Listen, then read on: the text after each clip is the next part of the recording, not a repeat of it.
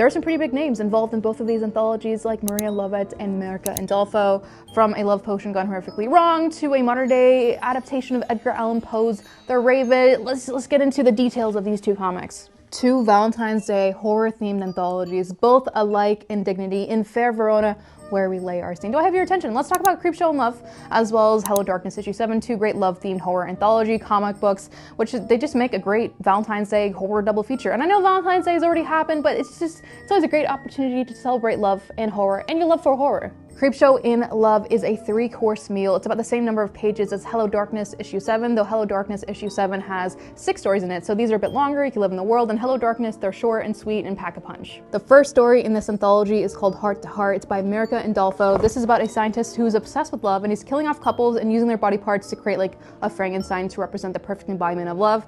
Some cool twists and turns. I love the ending. You can't go wrong. You can't go wrong with Mirka Andolfo. The second story is called Cursed Casanova. This is by IDW horror alumnus Patrick Horvath, who did Beneath the Trees Where Nobody Sees, which I've not personally read, but I've heard amazing things about.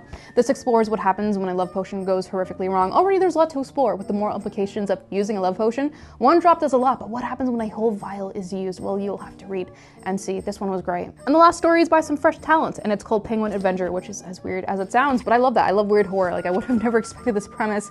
It's kind of like Poor Things, but instead of putting the brain of a baby in a woman, it's putting the brain of a woman in a penguin. Who would possess somebody to do that? Is it cruelty, or is it some sort of delusional idea of love? Well, you have to read and find out. I'm not gonna give that one away.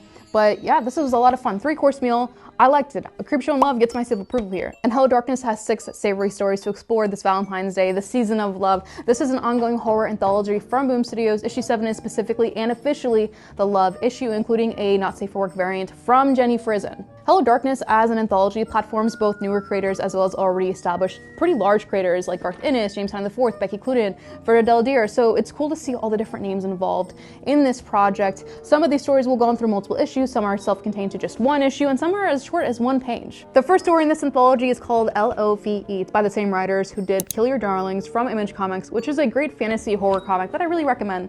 Love the art style in this one. It explores how a serial killer expresses his love on Valentine's Day. It's with, yeah, blood and guts. How will his Valentine react? Well, of course I'm not gonna tell you. You gotta read and find out. This is called I Can't Take You Anywhere by Robert Hack. This is an ongoing segment in Hello Darkness, and it's always exactly 1 page long.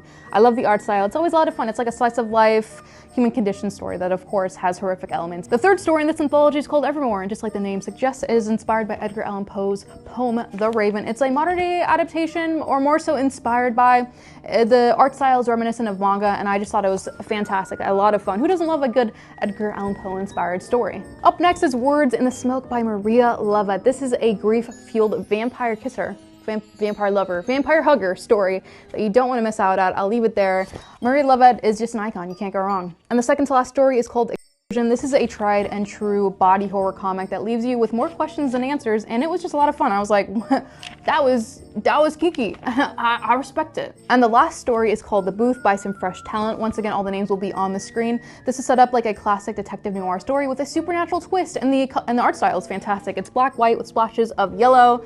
It was a lot of fun. Fun in a horror way, of course. There's like bloods and guts and psychological horror within this issue, but it's fun. It's fun if you like horror. I have an article on my Substack that goes into more details and depth with these 2 comics. If you want to check it out, that'd mean a lot. That'd be pretty cool. I would really appreciate it. But yeah, CREEPSHOW in Love and Hello Darkness issue 7 make a great Valentine's Day horror double feature.